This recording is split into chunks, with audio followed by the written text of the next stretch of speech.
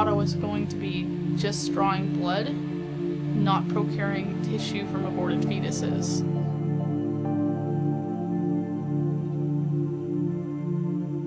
They partner with Planned Parenthood and they get part of the money.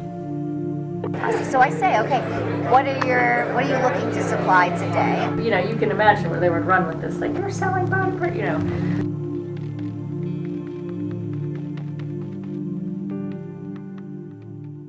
My name's Holly O'Donnell. I'm 24 and I'm a phlebotomist and an ex-procurement technician. For those who don't know what a phlebotomist is, basically you draw blood for a living. I was looking to help the public.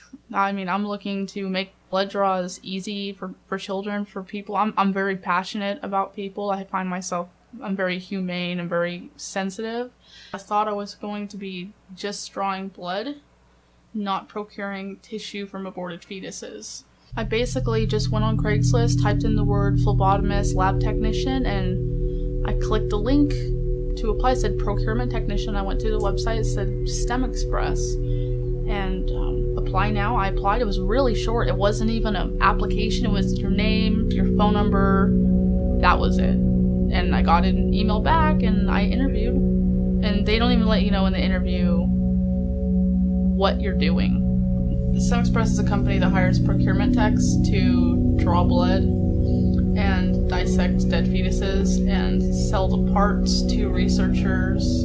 They partner with Planned Parenthood and they get part of the money because we pay them to use their facilities and they get paid from it.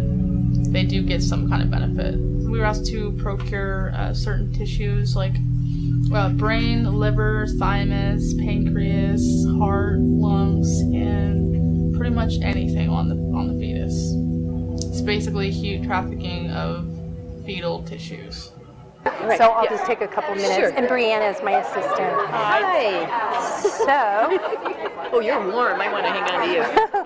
so I was talking to Mary about what I'm trying to offer to clinics as a procurement service, and she said, you know all about this. Oh, we have already a relationship with ABR. Oh, okay. So that's the sort of thing you're doing? It's a Yes. startup. Uh-huh. So there's already a service there. I'm thinking with my business head that. Using them for over 10 years, a really long time. So I just kind of renegotiated the contract. They're doing the I can't remember what they call it, but the big collection for government level collections and things like that. So I'm trying to think of other providers in our town. So I don't want to sound like a salesman here, but I'm going to. So we return a portion of our fees to the clinics. So just as a way of thank you for this. Just trying to establish. Right, get a toe in and make it sound. Right. All right. They weren't looking for a compassionate individual at all. They were just looking for someone who could get as much money, as many samples. I think that's why they were interested in me as a phlebotomist, because I can draw quick. So I think that they looked at that and they wanted someone who could get the numbers up. The owner, Kate Dyer, she used to be a procurement tech, and then she went and started her own business. And now she's making a lot of money based off the poor girls who half the time don't even want to get abortions. It's a pretty sick company.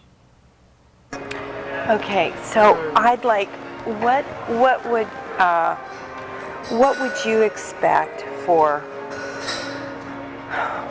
intact tissue? What sort of compensation? What sort of? Well, why don't you start by telling me what you're used to paying? Okay, I don't think so. I would like to know what would make you happy. What would work for you? Well, you know, in negotiations, the person who throws out the figure first is at a loss, right? So. No, I don't look at it that way. I know you want to play that game. I get it, but I want lowball because I'm used to low things from. You know what? If you lowball, I'll act pleasantly surprised, and you'll know it's a lowball. Okay. What I want to know is what would work for you. Don't lowball it. Okay. Tell me what you really. $75 a specimen.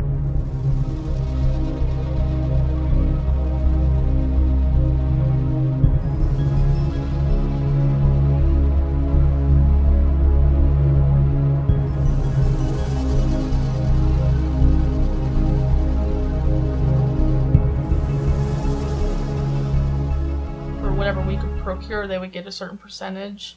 The main nurse was always trying to make sure that we got our specimens. No one else really cared, but the main nurse did, because she knew that Planned Parenthood was getting compensated. So she wanted to make sure that everything was going great for us, it was going great for them, and for us, and it was going great for them. And are we agreed that $100 would keep you happy? Well, let me agree to find out from other affiliates in California what they're getting. And if they're getting substantially more, then we can discuss it again. Yes. And if this is in the ballpark, then that's fine. If it's still low, then we can talk about it. I want a Lamborghini. I said I want a Lamborghini. Don't we all, right? Yeah, exactly. There was one instance where I know that one of the girls was working at the clinic, and she was anti-abortion, but I'm not sure why she was working there. And she knew that I communicated with the staff, like, I need this specimen so I can get this, and there were times where she would always get rid of it before I could. And I would always ask her, I'm like, hey, I just told you I needed that. She's like, oh, I forgot. And she did it on purpose all the time. And I went to the manager, I'm like, hey, this girl keeps throwing away my specimen. She's like, oh, let me talk to her. And I remember her talking, she's like, we need them here, like, you need to let them have their specimens. But she was pretty adamant about it. She was trying to tell the staff, like, you need to listen to the text, like, you know, Planned Parenthood needs compensation. The harder and the more valuable the tissue, the more money you get. So if you can somehow procure a brain or a heart, you're going to get more money than just, like, chorionic villi or umbilical cord. That's basically what it is. So that, I guess that's an incentive to try and get the hard stuff, because they get more money. So I remember my first day, I was at the Concord Clinic, and it was very early in the morning. I was with one of my trainers, and I walk in, I meet the staff, and I look over in the corner, and there's a little light tray with pie dishes on it. I'm like, okay. And then I see someone come in with a bottle of something, and there was blood in it. I'm like, okay. And then they went over to the sink, and they emptied it out in a strainer and put it on the pie dish and lit it up, and I'm like looking like, what's going on? And my trainer comes over, and she puts on gloves, and she grabs some tweezers, and she's picking the parts away from the vaginal tissue. And I've never had anxiety before this at all. So I'm looking, and I don't know what's going on. I had no idea this was what was going to be happening, especially my first day. And she has tweezers, and she's like, okay, well, this is the head, this is the arm, this is a leg. And then she hands them over. She's like, oh, here you go. Can you show me some of the parts I just showed you? And I grabbed the tweezers. I'm like, because I didn't want to lose this job. I didn't know. I was already stoked to get it. So I did what she said. And the moment I took the tweezers, I put them in the dish.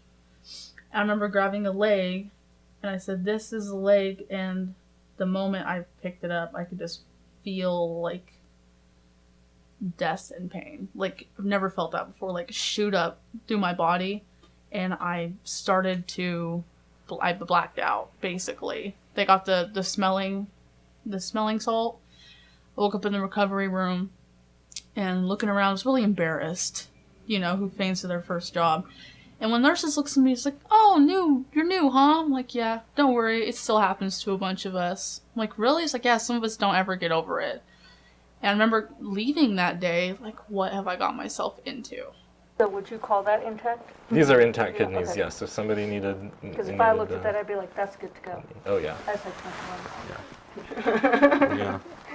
5 stars. Yeah, you could start a neural cell culture from this neural tissue right here. Like, would someone want that?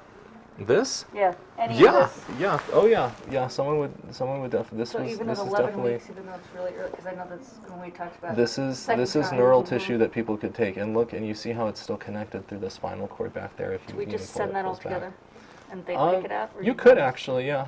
Yeah, some people prefer that actually because it keeps it a little more protected. Yeah, that 11.6 was pretty good. There was there was like 3 or 4 samples we could have taken out of the 11.6, so that would be if we were doing like 50 to 75 per specimen, that would be like 200, 300, right? And we'd be comfortable with that. But like, so it's like stuff like this, like we don't want to be like just a flat fee of like 200, and then it's like no, and I think the per item thing works a little better just because we can see how much we can get out of it.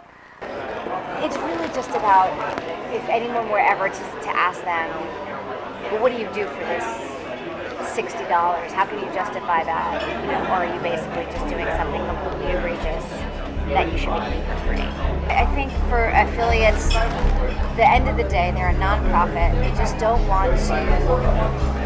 They want to break even, and if they can do a little better than break even and do so in a way that seems reasonable, they're happy to do it.